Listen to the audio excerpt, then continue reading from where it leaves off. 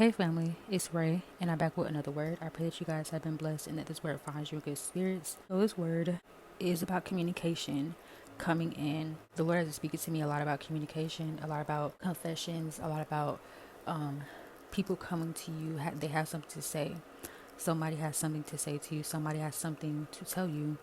Information that you need to know. And this can be anybody. They have received instruction from the Lord that it is time to come to you. And some people have been sitting in fear. Some people have just been sitting in just disobedience for whatever reason. It could be guilt, it could be fear, it could be shame, it could be straight up rebellion. But someone has been given the green light. Someone has been giving the command, the decree to come and speak to you, to bring you information, to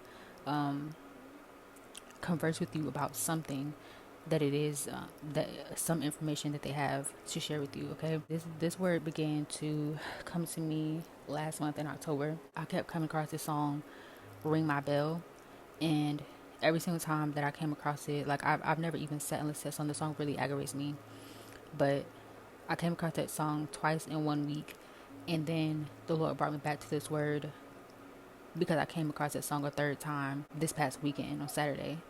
So the Lord was speaking to me in that sense, either ring my bell like my phone, or an actual doorbell, like an actual visitation. Then that same day, on the 15th, when I first heard that song, "Ring My Bell," someone called and they kept saying A104, and she was giving the wrong information, but she was so adamant about what she was saying, even though it was incorrect. And so she just kept repeating A104. After I got the phone, it still was like ringing in my spirit.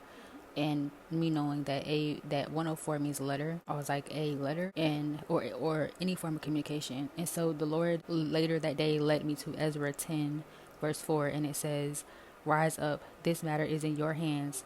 We will support you, so take courage and do it." So through that, the Lord is speaking to somebody. Whatever it is that the Lord has told you to do, whoever it is the Lord has told you to go to bring this information to, the Lord is saying you are supported.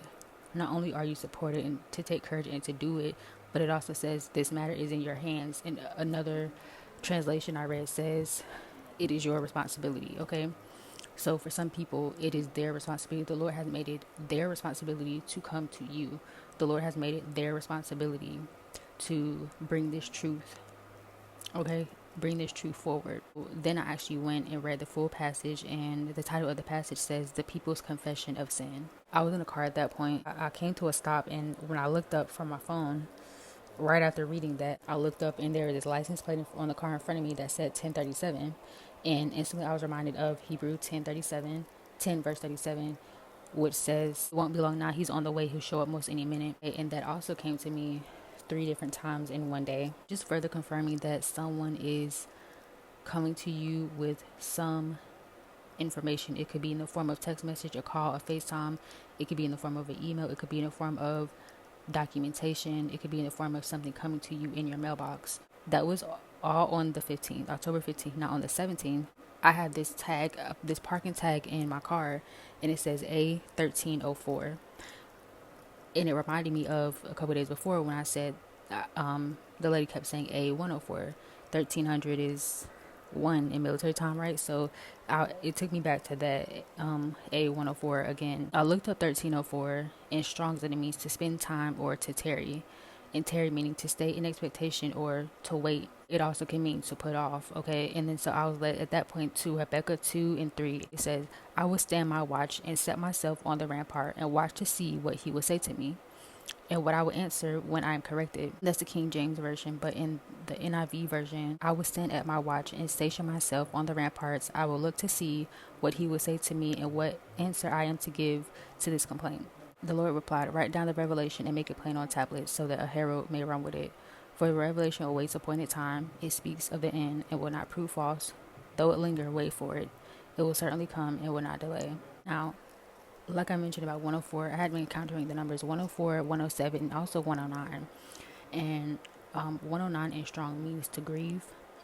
But when I was writing this, when I began to write this word down last month in October, the Lord took me to Mark 10 verse 9. "But at the beginning of creation, God made them male and female. For this reason, a man will leave his father and mother and be united to his wife, and the two will become one flesh. So they are no longer two, but one flesh. Therefore, what God has joined together, let no one separate. This can also be pertaining to marriages, so it could be anyone in any area of life. But the Lord, like I mentioned last month, the Lord has also been speaking to me heavily about marriages. And in this context, the Lord was speaking to me that someone has been called to communicate, come forth with some information. It could be communicating with you if you're in separation. It could be like reaching out. It could be to come forward with a proposal.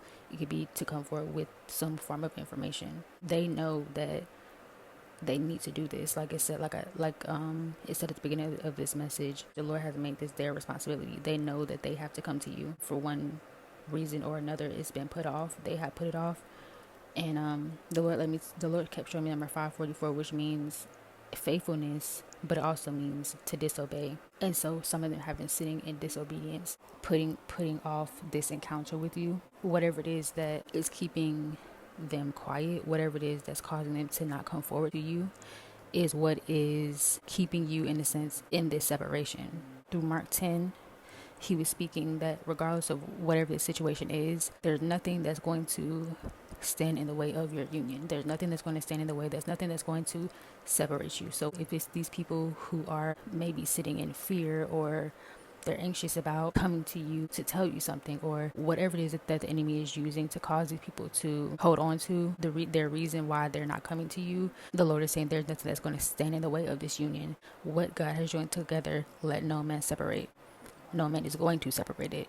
So whether it's a situation that they don't want to bring to your attention, whether it's information that they don't want to bring to your attention, whether it's fear that's keeping them away from you, whatever it is, it's not going to stand against the Lord's will for you and for this union. So the Lord is saying, take courage and move forward. Take courage and go forth. And again, not just when it comes to marriages, but he did highlight marriages within this word. But that also pertains to anybody the Lord is telling you to speak. It could be a ministry. It could be something that he's telling you, like a project, like if it's a book or if it's a business or anything where the Lord has caused you to go forth. You have information that's needed. This information is important, just like it was with Esther in the book of Esther. For if you remain silent at this time, relief and deliverance for the Jews will arise from another place, but you and your father's family will perish. And who knows but that you have come to your royal position for such a time as this. Yeah, period. The Lord is calling some of you, whether you are the one who he is unctioning and urging to go forth and speak, or you are the one who is to sit and wait in expectation. You have been told that some information is supposed to be coming to you. The Lord is saying, wait for it. It will surely come. It's on its way to you. It will surely come. Now, the Lord also kept giving me confirmations of a meetup, or of like a meeting, of an encounter. He showed me the numbers 528 and 529, which essentially they both mean the same thing. 528 means, in strong, it means I go to meet or encounter. And as of lately, he's also been showing me these past few days, actually every day for the past few days, 529, which means a meeting, okay, or face-to-face. So some of you are to expect communication when it comes to someone wanting to meet up with you, to talk to you. You may be getting a text message or a call about meeting up with someone. Like I said, a face-to-face, if it's not a in-person meetup, a phone call or a FaceTime or Google Meets or whatever y'all own. Okay, and so just take this word back to the Lord. But the Lord, again, is unctioning those of you who, and you would know, if the Lord has told you to go speak, the Lord is telling you to go speak. Take courage. It's in your hands, and he says you are supported.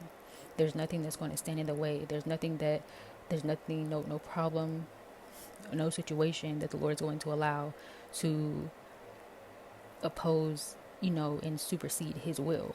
There's nothing too much, too bad, too wrong. The Lord is saying, go forth. You are supported. Go forth and do what it is that he's told you to do. He will not let you fail. He will not let you fall. He will not let you fail.